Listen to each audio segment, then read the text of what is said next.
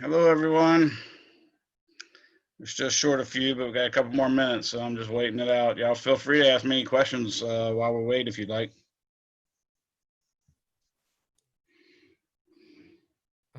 Real quick, when did we start chapter 3 again? What did you say? When did we start chapter 3? Yeah, I never wrote that down. Oh, I think we finished chapter 3 on Friday of last week because we finished chapter 4 today. So the 11th. Okay. Yes.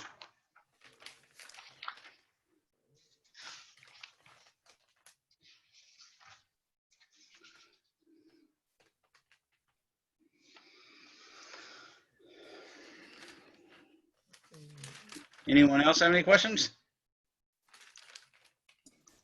I have a quick question about the lab, if that's okay. Yeah, go for it. Can I change the second and third ones that I already turned in to fit the comments that you wrote for the first one? Yes, I just sent an email about that to everyone.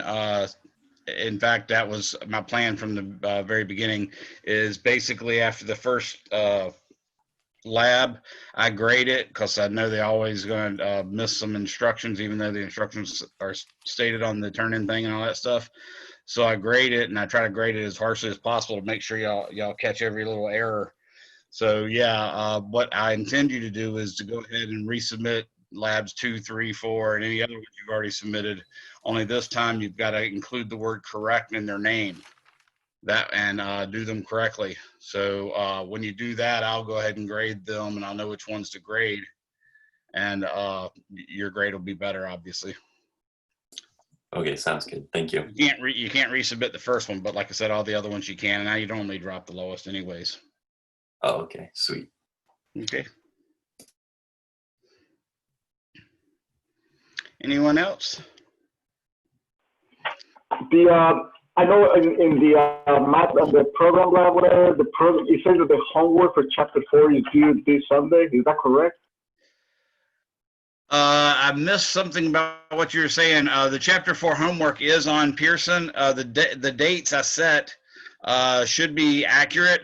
I'm probably leaning towards a test for chapters 3 and 4, although all my tests are comprehensive. It'll be mostly on 3 and 4. And I suspect it'll probably go out or be posted like Thursday and be due on Sunday at 11:59 p.m. But I don't know if that answered your question because you were broke in and out when you were saying something about chapter 4. Yeah, I was checking if the due day is this Sunday for chapter 4. Yeah, that should be this Sunday. I think y'all have got more than enough stuff to do it already, but I tell you what, maybe I'll make it Wednesday, just to give you a little more time. So yeah, I'll set it at midnight Wednesday just to give you a little bit more time for chapter 4. Do you want both the concepts or just the regular problem ones reset? Well, I'm not done with chapter 4, so I'll do both of them. No problem. I'll do chapter 4. Both sets I'll set back to the to Wednesday at midnight, 11:59 p.m. Thank you. Okay. Hopefully that helps. All right, well, let's go ahead and get started. So I thought I'd rework that one problem that I tried to do last time. Remember, I told you I made up a problem, and it was this, weight hanging from like clotheslines. So I remade that problem to be more precise and to make sure I can reiterate or at least specify a concept that's very helpful for you in the physical world. And so it's a basic physics concept. So I thought I'd start off by working that problem. And by doing so, I ended up making it a bigger problem than it was, not in terms of solving, but being able to answer a lot more questions than you normally would. So let me go ahead and share my document cam so you'll see what I'm talking about. Everybody do go ahead and make sure that you've submitted your first and last name via chat. I saw most people had done it. If you haven't already, go ahead and do it. So what I have here is the problem that we were trying to do. I went ahead and set the angles at 53.1 and another one at 45. So, but I didn't tell you where the tensions are. That's the difference. So it says a mass M. Hold on, I gotta let this do that. A mass M is hanging from a clothesline as shown. One side has a tension of 25.00 newtons and the other has a tension of 28.28 newtons. Identify which tensions are where and determine M and W. So in other words, instead of just determining what the mass and weight are like we did before, and actually I was able to determine acceleration last time because I screwed up the problem. This time I'm saying determine where those tensions are from the physics principles that you've learned, and two, determine what the mass and weight are of the hanging object.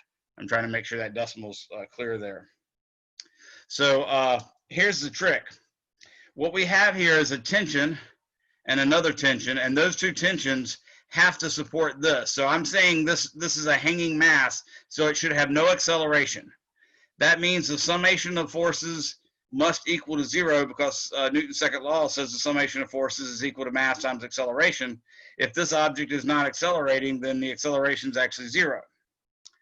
Therefore, the summation of forces must be 0. Well, if you add these two alone, that's not going to give you 0. In fact, that should give you the opposite of this, because once you add this and it happens to be the opposite of this force, then the result will be 0. So in other words, if I added 5 and -8, I would get -3, right? So then if I add 3 to it, then I'd get 0. That's what I'm doing here. I'm pretending like whatever this is, the opposite of it has to be the sum of these two, because when I add these two together, it should cancel out that to give me 0. So using that principle, we know immediately that the actual sum of these two has to be, notice these two vectors are tail to tail, so it has to be basically by adding vectors across the parallelogram. So what I need to do is consider all the possible angles for the parallelogram. So I know that the diagonal has to be along this vertical line somewhere. So what I'm going to do is try to take this ruler and keep it as parallel as possible to that particular rope, and then draw up like this until I hit the vertical spot. So this is, I have an actual pencil line drawn here. It's hard for you to see on purpose. But now this line should be essentially parallel to this line. It looks like I did a pretty good job. And now if I draw a line parallel to this one from that same spot, that also allows me to indicate what direction the other force should be applied. So I'm going to try to do this. And I think you can tell, of course, it might actually require you to do a little bit of measurement, but when you see here that even in the inch scale, which I generally wouldn't want to use, that's an inch and what, an inch and 5/8? Or excuse me, that's an inch and 3/8. So that's an inch and 3/8, but this one right here is more like an inch and less than a quarter. So this one's definitely going to be the shorter one.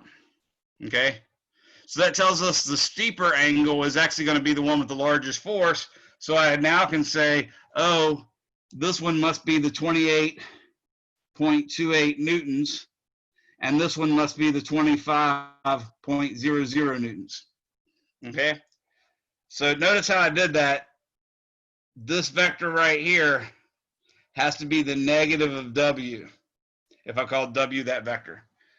Okay, by doing that, I could just realize that in order to add these two vectors, which are tail to tail, I had to complete the parallelogram. So this side had to be parallel to that, and this side had to be parallel to that, and then the corner had to be directly above this. So by doing that, I've already not only been able to figure out which tension's on which side, I learned a general principle. Specifically, the steeper line should have the stronger, the larger force or the larger tension in it. So if you're thinking about going across a clothesline, if you started in the center of a clothesline, let's say like here, and here, and you started at the center of the clothesline, then what would happen is basically the same angle would be made by both sides because you're dead center. But as you get closer and closer to this side, it gets steeper and steeper on this angle and shallower on this angle, showing that the tension is more likely to be higher over here.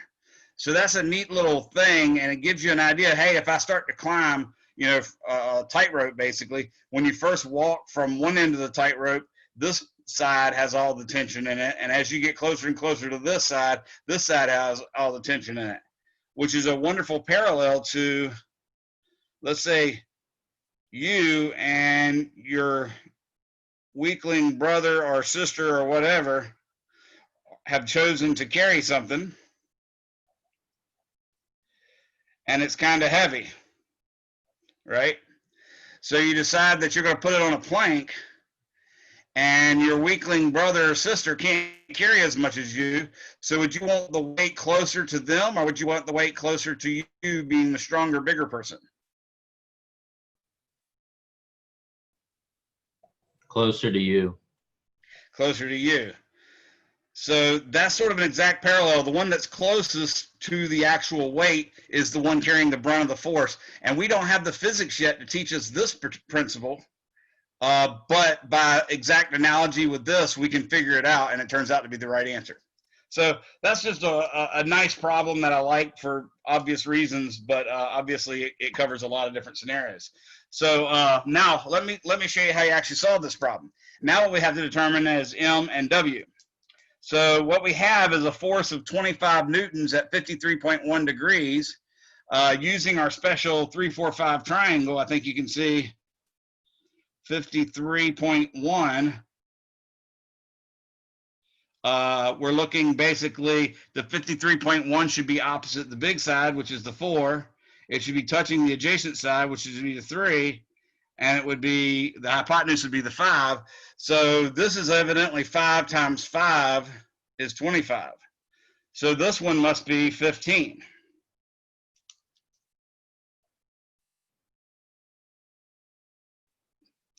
So 15 is equal to 3 times 5. And I think you see over here that 20 is equal to 4 times 5. Okay, so in other words, if I multiply each of these numbers, 3, 4, 5 by 5, I get the actual numbers I expect. So I can automatically tell that the tension in the right has an X component of positive 20.00 newtons because of that triangle. Similarly, the tension in the left, or excuse me, the tension in the right of the Y component has to have 15.00 newtons. Now, really, I'm using an extra sig fig, so let me go ahead and underline the extra sig fig there. So that's the tension in the right, left, and or excuse me, X and Y components. Does everybody follow what I did there? Really, all I'm doing is I'm taking, to find the X component, I'm going to take 25 newtons and multiply it by the cosine of 53.1, and I think you all will get 15. But by using the right triangle, I didn't have to do all that crap, that special triangle. Okay, so verify it with your calculator. Do 25 times cosine 53.1, and I think you'll see that you get 15. And then do sine of 53.1 and multiply that by 25, and I guarantee you'll get 20. Okay, now the X component pointed to the right, that's why I made it positive. The Y component pointed up, so that's why I made that positive. So I'm actually going with the idea that X is to the right and Y is up. Now I can do the same thing over here, and this time I have the 1 square root of 2. And you probably noticed, or hopefully you noticed, square root of 2 is 1.414. So this is, if this was 2.828, this would be 2 times the square root of 2. But since it's 28.28, it's actually 20 times the square root of 2. So what basically happened was I multiplied each of these values by the square, or by 20. So this one implies 20 times 1 is equal to 20. This one implies 20 times 1 is equal to 20. And this one implies 20 times the square root of 2 is equal to 28.48. Okay, so that's really what I'm doing there, and that immediately tells me what my x and y components are, so I can say the tension in the left, I'll write it right here. So the tension in the left has an x component. Notice it'll be pointing to the left, so it has an x component of negative 20. And the tension in the left y component has a y component of positive 20. Again, I'm using an extra sig fig here because I only specified these angles to 3 sig figs. So the fundamental equation that I'm using for all this stuff is Newton's second law, and Newton's second law says the summation of forces in the x direction is equal to mass times acceleration in the x direction, which for us, we're assuming the acceleration is 0. So now I get summation of forces in the x direction is 20.00 newtons minus 20.00 newtons is equal to 0, and that checks. Okay, so if that hadn't worked out, something was wrong. Now the other one, and this is the important one, this is what allows us to get weight and therefore m as well. So the summation of forces in the y direction equals mass times acceleration in the y direction. Again, this acceleration is 0. So in this case, I'm going to get 15 newtons plus 20 newtons minus w. Notice that's all y component. It's vertical, so it's all y component, and all that's got to equal 0. Well, I think you can tell what that means. 15 plus 20 is 35. So if I pulled the w over here, it'd be w equals 35. So I can now say that w is equal to 35.00 newtons, again with one extra sig fig. So that's one of my answers. I would actually write it as 35.0. Of course, W is defined to be the object's weight times gravitational acceleration.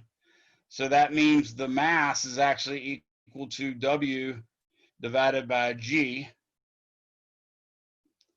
which equals 35.00 newtons. That's why I'm keeping this, because I always want to keep one extra digit for intermediate calculations. Now I'm going to divide that by 9.80 meters per second. And when I do that, I get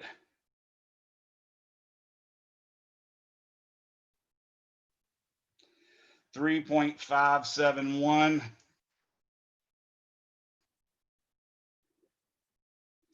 kilograms. Again, I've got that extra digit underlined, so you'd actually report that as 3.57, and that would be the actual mass. Any questions on that?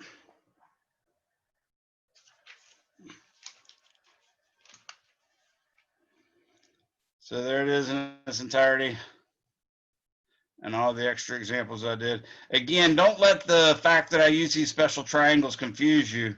Again, to get the y component of the 28.28 newtons, I'd take cosine 45 and multiply it by 28.28.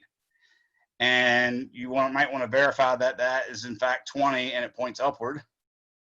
And similarly, to get the x component of the 28.28 newtons, notice that's going to be pointing to the left, so it should be negative. But I'm going to take the sine of 45 and multiply it by 28.28. And for that, you should get, of course, negative 20.0 newtons again. The negative you force, though. Okay. So that's where all those numbers came from. Then I just added them. The fact that the 20 newtons minus the 20 newtons gave us 0 is the part that I sort of screwed up on last class. And I fixed that this time by making sure my vectors were initially had the x and y, or excuse me, the y components adding up to the weight and the x components canceling out. Professor, I have a question. Yes. Why are we subtracting W instead of adding W? Okay, you're actually adding all of them, but once you've got them down to components, x and y components, then they're one-dimensional, in which case the direction, since it's a vector, is either positive or negative. So if I drew, for instance, this vector, let's do it with, I'll do green light for positive direction. So this component right here is pointing in the positive direction, so I made it green. This component right here is pointing in the positive direction, so I made it green. This component for this vector over here, this component is also pointing in the positive direction, so I made it green. And this one, on the other hand, is pointing in the negative direction, so I made it red. And notice this one's actually pointing downward. That's a negative direction, so it's red. So basically, you're supposed to take everything that's red, according to my drawing anyways, and make it negative. That's why I did 20 for this green one, minus 20 for that red one. And if you look in the y component, that's why I did 15 for this one, plus 20 for this one, minus W for this one because it was red. Does that make sense? Okay, yes, I see it now. Okay. So yeah, it is always the sum of the forces, but once you get them down to components, then the fact that they're vectors just means they're either in the positive direction or negative direction. So hopefully that'll help. Good question. Anyone else have any questions before we move on? So last time we actually worked the Atwood machine as well, and I suggested you guys go ahead and finish up the algebra on that and make sure you can compute that the tension was 2 times the product of the masses over the sum of the masses times gravitational acceleration. So hopefully you guys have done that work. The Atwood machine is something that doesn't go away. Once we start covering friction, we'll do the Atwood machine with friction. Even though it's a massless pulley, we'll put the Atwood machine on an inclined plane, or we'll put the Atwood machine on a double inclined plane, so both of the masses are on inclines, all sorts of weird stuff like that. Once we study torque, we'll actually use a massive pulley, a pulley that actually has mass, and you can calculate its moment of inertia. So the Atwood machine is not something that goes away. So make sure you guys can close your book, draw an Atwood machine, draw a free body diagram for the mass on the left, draw a free body diagram for the mass on the right, and then can make the 2 Newton's second law equations for the mass, one for the mass on the left and one for the mass on the right. Once you do that, make sure you can combine those 2 equations to solve for the acceleration, and then of course plug that back into one of them to solve for the tension. So make sure you can do all that stuff, okay? I have another typical problem, and a lot of these early problems are a little bit about teaching you concepts and a little bit about teaching you how to use Newton's second law, but a lot of it really is about teaching you tricks of how we solve problems in physics, okay? So this next one's a case in point. Let's say we have a mass, okay, M, and let's say that M is in fact 0.816 kilograms, okay? And let's say it's hanging from your rearview mirror. Perhaps it's a fuzzy dice or a Run DMC logo or something like that. Okay? And let's say that in fact, it makes an angle of 30 degrees with the vertical.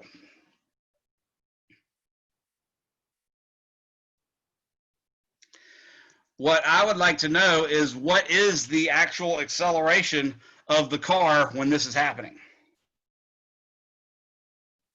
Okay, so I want to know A for the car, which equals question mark.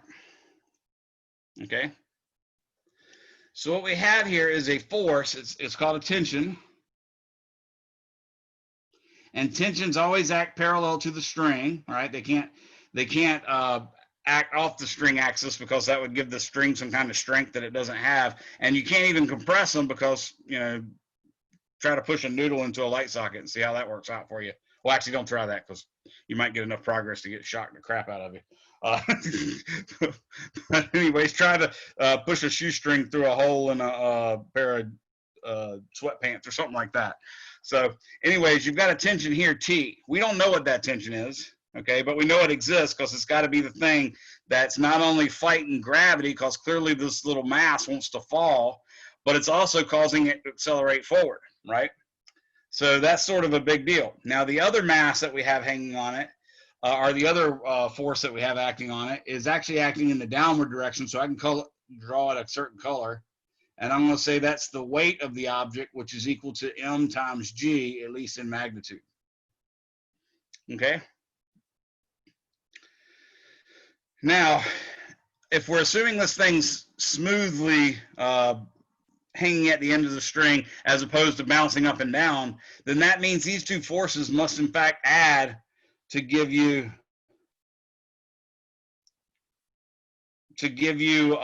just a forward force. So obviously this guy's going to have to be this way, and then this force, they're tail to tail, so they have to add to give you something else. That means I need something like this. In other words, the force is going to be acting that way. That's not easy to see, but the main thing is, in order for it to be pulling out, all you have is this component of the tension that's causing it to go accelerate forward, and this component of the tension is canceling out the weight. So that shows me already that my tension is drawn really, really incorrectly. In other words, I have to have a y component of tension that's as big as this. So if I drew up like this, I'd say, okay, well, actually the tension should probably go all the way up to here. Now, when I complete the parallelogram, see, I notice I draw the line parallel to this one. Now I'm going to draw a line parallel to this one. And it should hit right about there. Okay, so that gives me a physical feel for what the answer should be before I actually solve it. Okay, now let's go to actually computing it. What I have is Newton's second law. The summation of forces in the y direction is equal to mass times acceleration in the y direction. This is the case where we said the object would not be bouncing up and down, right?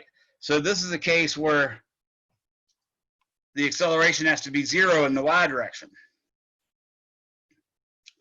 Now I can break up this tension vector and make it look a little bit more obvious like this. I can say this is the tension vector. This is 30 degrees. And now I can say, okay, well, this is the tension in the x direction. And this is the tension in the y direction, right? So using that 30 degrees, which trig function helps me get ty? Is it cosine or sine?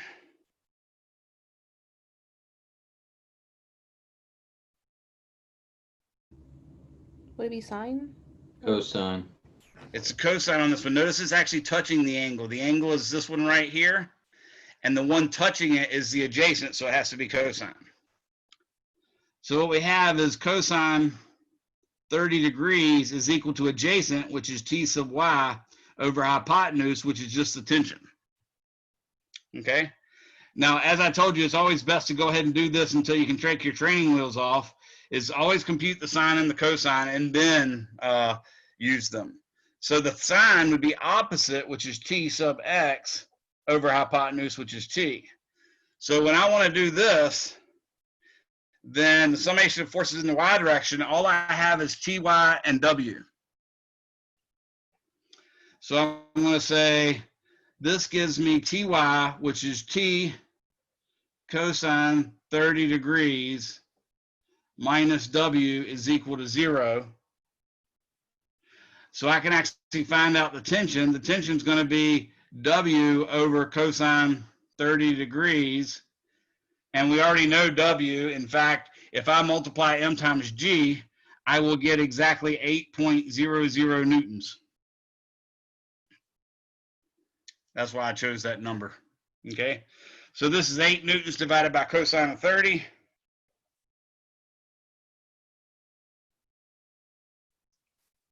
Which is root 3 over 2. Now I divide 8 divided by root 3 over 2. And I get 9.24. So that is actually, and notice I'm using an extra sig fig there because I only gave 30 to what's supposed to be 2 sig figs. So that's 9.24 newtons is the tension. That was not what I asked for, but now I have it, so that's kind of nice. Now I do the summation of forces in the x direction is equal to mass times acceleration in the x direction. However, in this case, I did in fact ask you what the acceleration of the car was. So the A is something we're actually working for, and I think you'll see that that's a helpful thing, okay? So we can see now that the only x components we're dealing with are just tx, because weight has no horizontal component. So in fact, we'll get tx, which is t times the sine of 30. So t times the sine of 30 degrees is equal to the object's mass times the acceleration of the car, as I called it. Luckily, I now know the t from that. So I can say the acceleration of the car is in fact equal to 9.24 newtons times the sine of 30 degrees over the mass, which is 0.816 kilograms. So I can do that calculation right quick. I'm going to say this times 30 times the sine. Whoa. Okay, and divide that point by 0.816. And I get 339. Whoa, man, that car is really booking. 340.0. Just for your interest, that's 3.46 Gs. So that's quite a bit of acceleration. And that's meters per second per second. Okay, that's what happens when you just make up random angles and stuff like that. Obviously, you would not expect a 30-degree angle for a mass of 0.816. That's literally 816 grams. So that's on the order of a whole pound. You'd be doing some serious stuff to cause that acceleration. But does anybody have any questions on how that one's done? So basically, I don't have a question on how this one was done, Okay. but You have another question related? similar to the topic. Okay. I'm having some trouble calculating tension in the homework. Right. Was it a problem sort of like this for some mass hanging? Yep. Yeah. So let me show you the trick. So this part right here, by doing numbers, I was able to avoid, quote unquote, the tricks.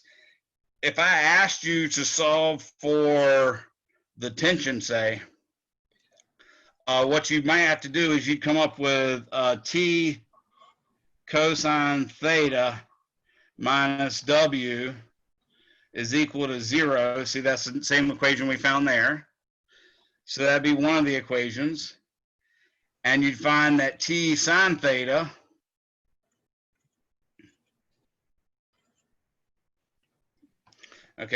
t sine theta is actually equal to m times a, right? So you might actually be trying to solve for the tension. Well, here's the trick, okay? First off, I'm going to write this as t cosine theta is equal to mg. I think y'all can see why, because w is mg, right? And I'm going to write this one as t sine theta is equal to ma. And I'm going to call this equation 1' and call this equation 2'. Now, hopefully for reasons that are somewhat obvious to you. Here's the big trick. This is the one that you didn't learn in algebra, but it is actually fair, and I'll explain when it's not fair. Let's divide 2' by 1'. In other words, I'm going to divide this equation by that equation. So I get t sine theta over t cosine theta is equal to a over g. Now I know the acceleration. Of course, sine over cosine is just tangent. So the tangent of theta is actually equal to a over g.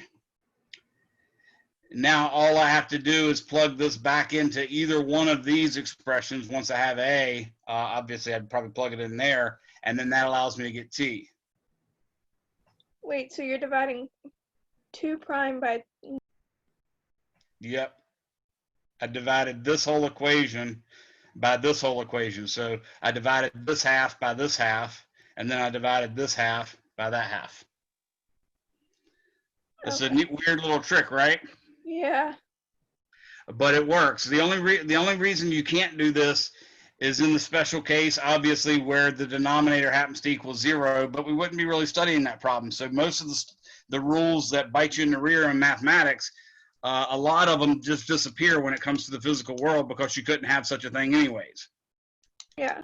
Like, Okay. you wouldn't be studying the angle being 0, which is what would happen for this to be a, or actually you wouldn't study the angle being 90 degrees, which was what would have to happen for this to have a 0 in the denominator. That makes sense. So you can say that a, oh, go ahead. Oh, I just said that makes sense. Yeah.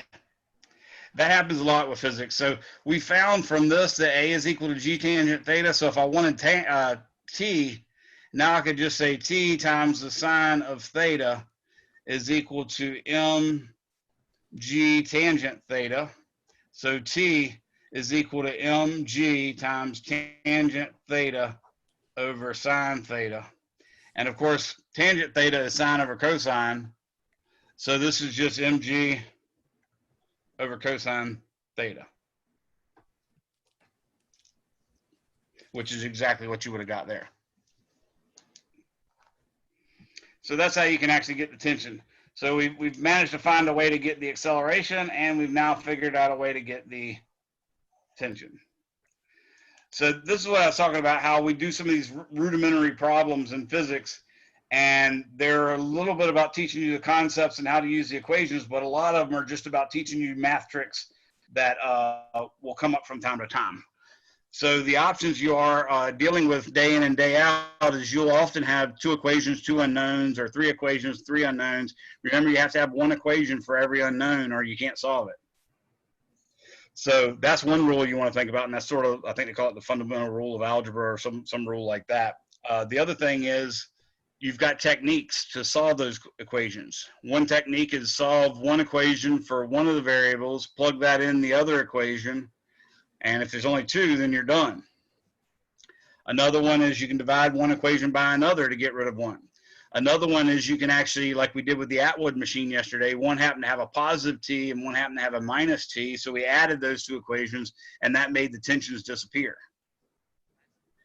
You can also multiply an equation by a number and multiply the other equation by another number, and then hopefully that'll make 2 of the same variables disappear when you add the equations. So there's all these neat little tricks that might come in handy, and they expect you to do them more or less in this calculus-based physics class. The algebra-based, we sort of avoid that because we know those students are just usually barely skirting by on what they learned in algebra, so it might be a bit of a problem. Any questions on that? Okay. What I'm going to go with now is I want to show you another typical example that we study in physics. And I'm going to use this in all symbols so you get a nice generic response. I'm going to say this is a perfect right triangle, and I'm going to say that angle is theta. You can call it 30 degrees or whatever you want for practical purposes, but the main thing is I'm going to draw a box sitting on that incline, okay? And now I'm going to draw a free body diagram for all of it. This is a case where the coordinate system is, it's better to actually tilt it parallel to the inclined plane. So I'm going to say this is my X direction, and I'm going to say this is my Y direction. What I want to do is now find all the forces acting on this, and it's specifically, I'd like to find what force is actually causing this blocks to slide down an incline. Because the force you guys know about is gravity, which is not parallel to the incline, it points straight down, and the normal force, which is perpendicular to the incline, so that can't be pushing it down. So I want to make sure you guys understand what's going on here. So what I want to do is draw a free body diagram out of this. Notice I'm using black because it's not along any particular axis. So I'm going to say this weight is, this mass is M, so this weight is mg. Okay? Now the other force I know that's actually acting on it is along a axis line, and that's called the normal force. Because the normal force is called normal specifically because normal means perpendicular to a surface.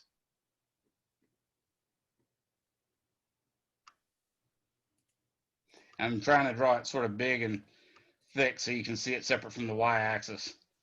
I've kind of made it ugly. So I'm going to call that F normal.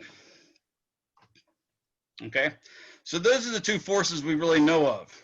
Now, since I drew these coordinate axes tilted, this one's already along the axis, so I don't need to do anything with that. But what I need to do is I need to break up mg into its components, specifically the component parallel to the y-axis and the component parallel to the x-axis.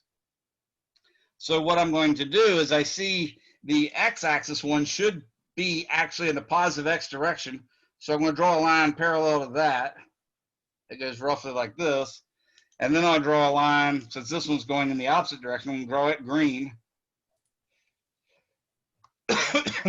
I don't know why I switched all of a sudden and made red positive and green negative, but here I am. So this is the component of weight perpendicular to the plane. And this is the component of weight parallel to the plane.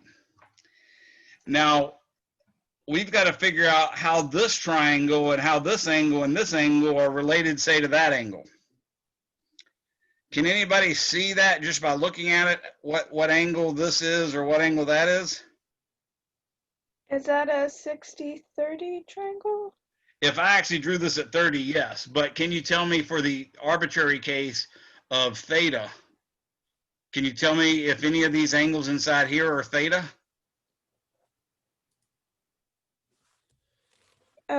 Yes.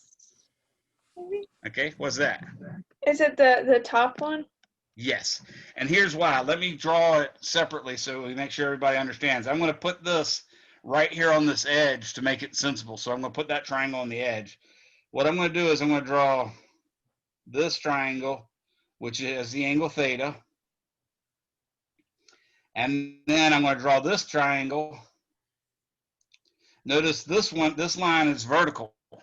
So it's actually perpendicular to this, right? So if this is theta, what angle is this going to be? If this was 20, what angle would this be? 40. Oh wait, no. 20. You're thinking, right? 20. 70, yes. So this angle is 90 minus theta, right? If this is theta, that's a 90 minus theta. Yeah. Now, notice this one is actually perpendicular to this guy. So I'm going to go ahead and draw this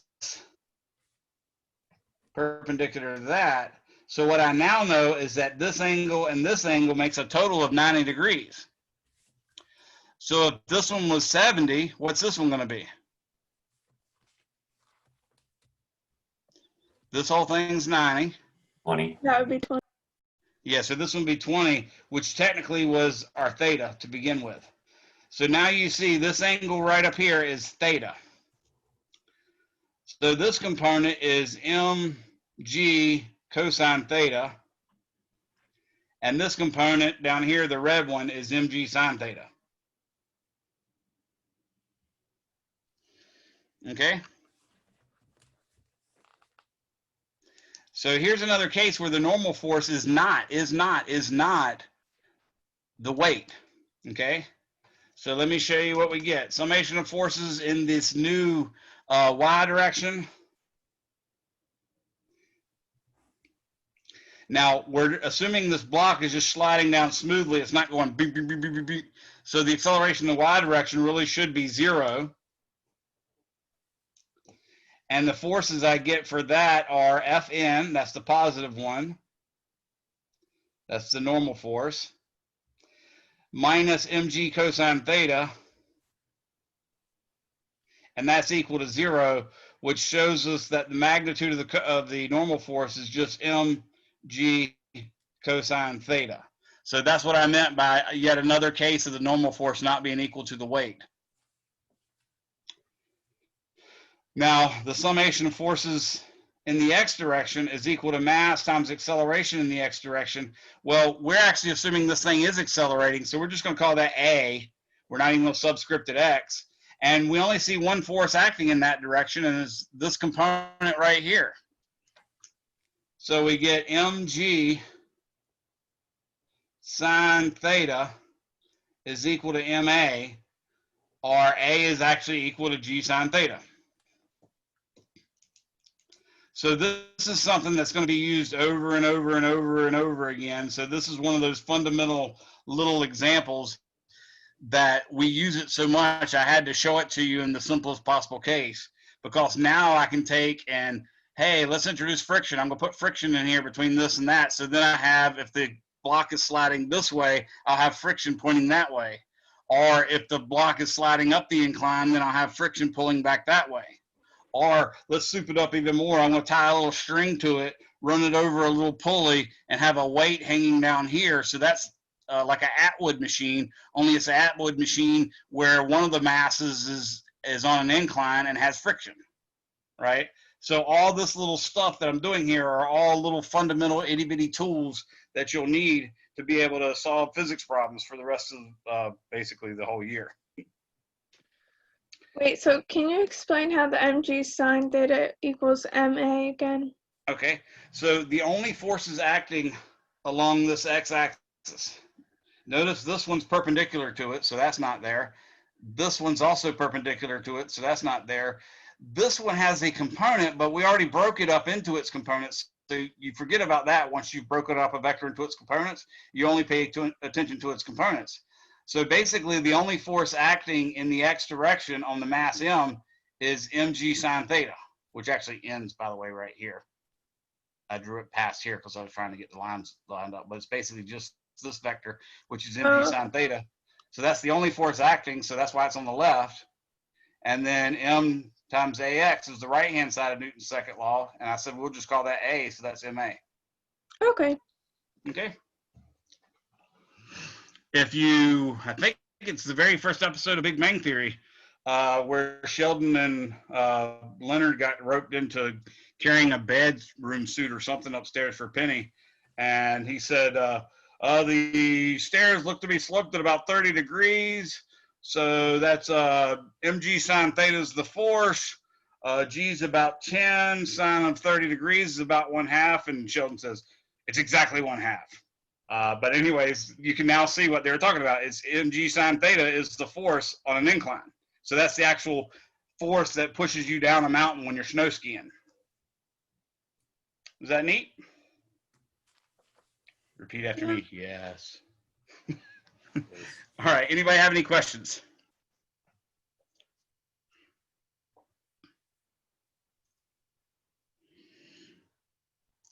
All right. I did not mean to do that. I did mean to do this. All right, so I'm going to move your chapter 4 homeworks to be due 11:59 Wednesday evening, okay? So don't wait till Thursday, or excuse me, it'll be 11:59 Tuesday evening because it'll be due by Wednesday. Now what the heck, I'll go ahead and do it Wednesday night, or Wednesday at 11:59 p.m. So I'll make that extra stipulation for you guys. Now's your time. If you have any questions, you're welcome to ask. Make sure everybody has already sent me your first and last name in a chat. Other than that, you're free to go. Also, those of you who came in late, I did just send out an email maybe an hour or so ago telling you I've graded your first labs in my lab class, if you're in my lab class. And if you want to resubmit your second and third and fourth lab with the format like you're supposed to now that you learned from the first grading, you can do that. You just have to include the word correct in the actual title of the document that you turn in now, so I'll know which one to grade. Please read your email to check that out. Anybody has any questions, please stick around and ask. And I'll wait here for the last person to leave. I have a quick question. If you go back to the acceleration of the car, I don't see how you got 300. There's a good chance I did some bad arithmetic. Let's check. I did 9 point, and what's worse is I was using I have a really great calculator app on my phone, and the app is great, but the ability to push the buttons is not so great. I don't know how they screwed that up, but half the time I push buttons, it doesn't include equals and decimals and stuff like that. So I'm wondering if maybe that happened. So I did 9.24. And I wouldn't be surprised to say that I had typed in 924 because often when I push my decimal, it doesn't work out. So I did 9.24. Now I do 30 sine. That's a half. I multiply that. Yeah, it looks like I'm going to get way, way smaller than that. So now I divide that by 0.816. Divided by, yep, 5.64. Thank you very much, sir. God, it didn't do what I thought it did. It did something even weirder.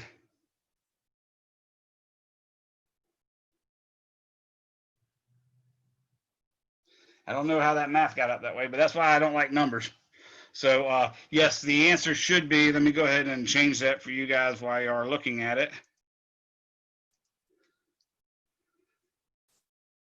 Thank you for checking that. If y'all check those when I'm actually doing the class, that's great. I really appreciate it. So please try to verify calculations as I go, especially when I'm, using special triangles and stuff like that, because that's really for you to learn. But this is just to keep me from screwing up. So they help me as well. And of course, they obviously help you out because y'all won't have messed up notes. But yeah, 9.24 times the sine of 30 divided by 0.816 gave me 5.641 meters per second, not 340. I have no idea where that number came from. Nice catch. I appreciate that. Never fails. Anybody else have a question?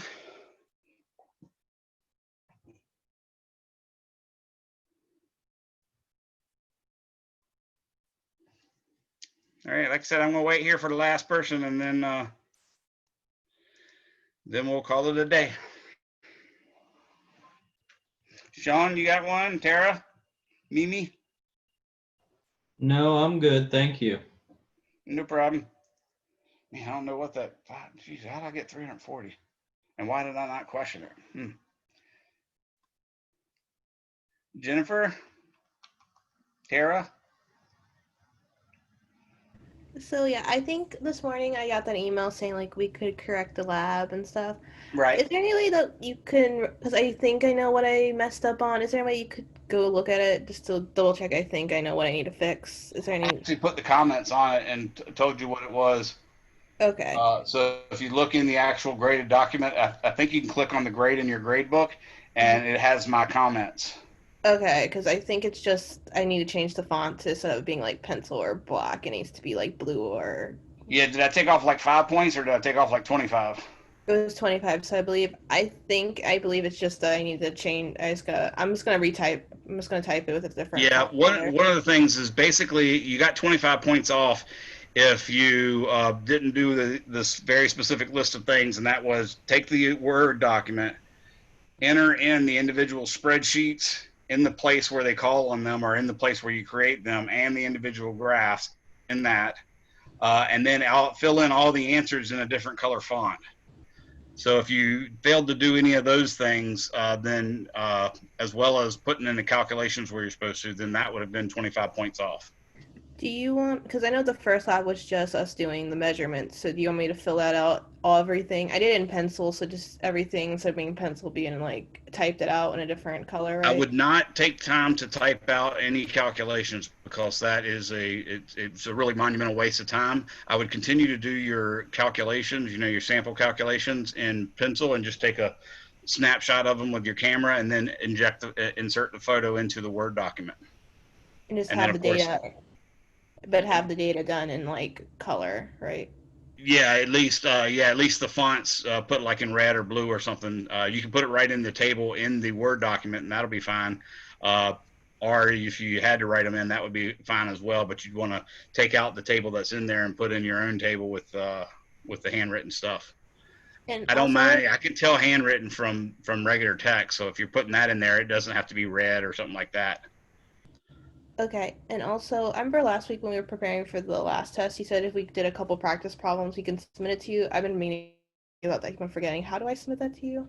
Is it like email People or? have been emailing them to me. Okay. I won't take chapters 1 and 2 now because we already had tests for chapters 1 and 2, but you can do it for chapters 3 and 4 now. Okay. Great. Okay, bye. Have a great weekend. You too, Jennifer. Tara, were you getting ready to say something just as she started? Yeah, I have a question on one of the chapter 4 problems. It's Okay. with the free body diagram of a All right. baseball. You want to share your screen with me, or is it something that I need to look in my book for, or what? I guess I could share my screen of it. All right, let me make sure you can do that. It sounds like that's my problem, the one that I asked about. Okay. Oh, good. Does it?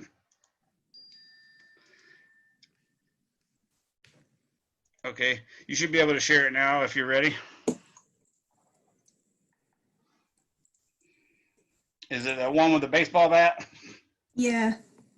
Yeah, so this one's kind of jacked up. I don't know what they're trying to do, but what they're expecting you is that not F net, but the force of the bat should be just horizontal, pointing like to the right. Mm-hmm. And then don't do a third force. Okay. That's free body diagram baseball moment hit by bat. Yeah. So that vector you have that's drawn slightly upward. Yeah, this one. No, the other one. Yeah, that not that one. One more. Yeah, that that one. You should probably throw that one away because that's the net force. We don't want that. The net force is the sum of that and the weight, but the Fn is the one you want to put there, and you want to make it perfectly horizontal. Okay. Is that what you remember too, Sean? Wasn't it Fn that we put there, or was it just plain F? Or does that say bat? Oh, I'm sorry. Yeah, you're It right. says F a bat. Oh, I thought I was Yeah. saying that. I didn't have my glasses on. Yeah, so Yeah. that bat's fine. Just pull it horizontal and get rid of the other one. Right. Yeah, that was what it was. Gotcha. So delete that, and you should be good.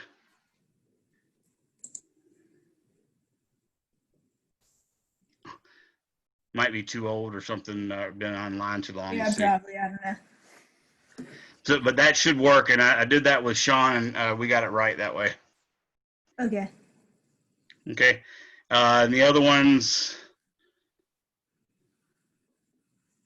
sketch free body diagram baseball after it's left the bat. And okay, with that one, once it's left the bat, the only force acting on it is the weight.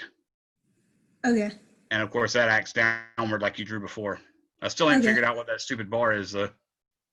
All right. Thank you very much. You're welcome. Sean, did you have a question, bud?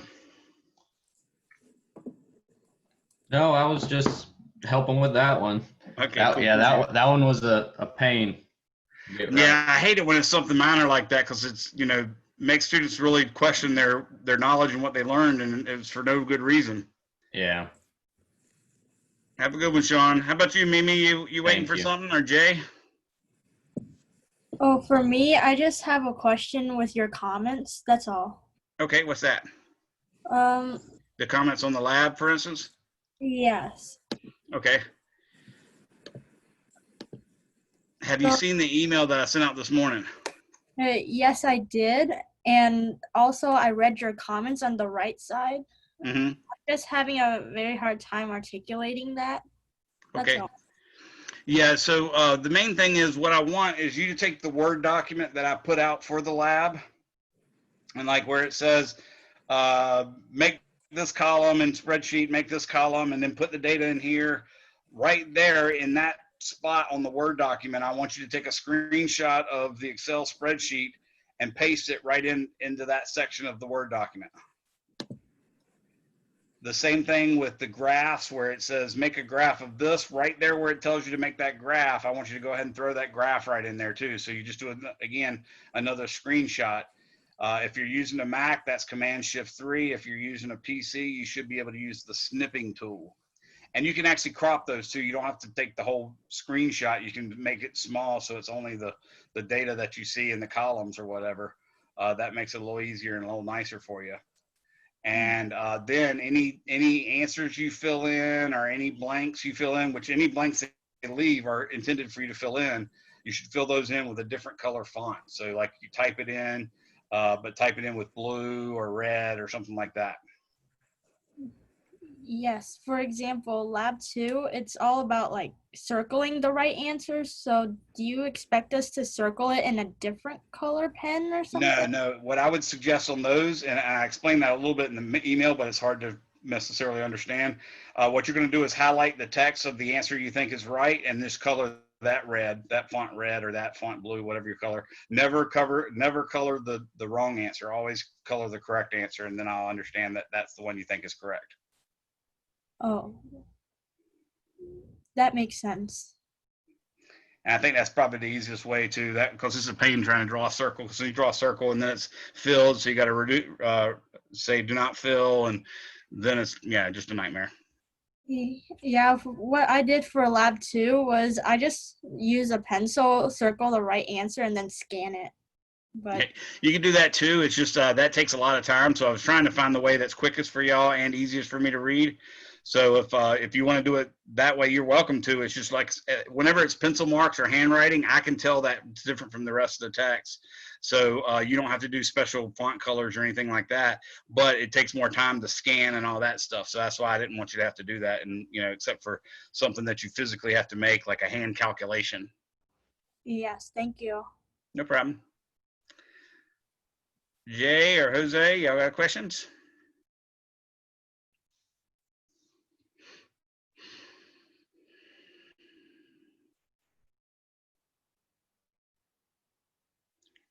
How about Arturo? You have a question, Arturo? Did you see I fixed your test, by the way? I did, yeah. Cool. I was just wondering, so like, can we resubmit lab 1 too? Or? Not lab 1, but I normally drop the lowest test lab grade anyway, so it's not going to bother you. The big thing is definitely redo lab 2, 3, and 4. But trust me, as many labs as we do, even one, even if you got like a 65, it wouldn't be that big a deal. And the fact that I normally drop the lowest is going to help you as well. Okay. But could I resubmit it still, or no? You can if you want me to look it over and see if it's correct, but definitely resubmit 2, 3, and 4 labs. But remember to rename them with the word correct in it so I can tell which one to do. All right. Thank you. No problem.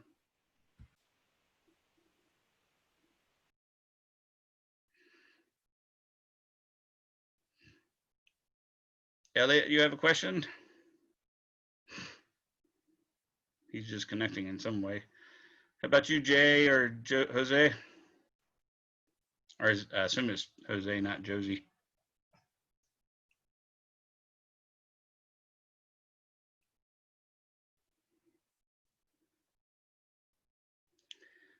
All right, well, I'm going to go ahead and end it, guys. Y'all have a good one.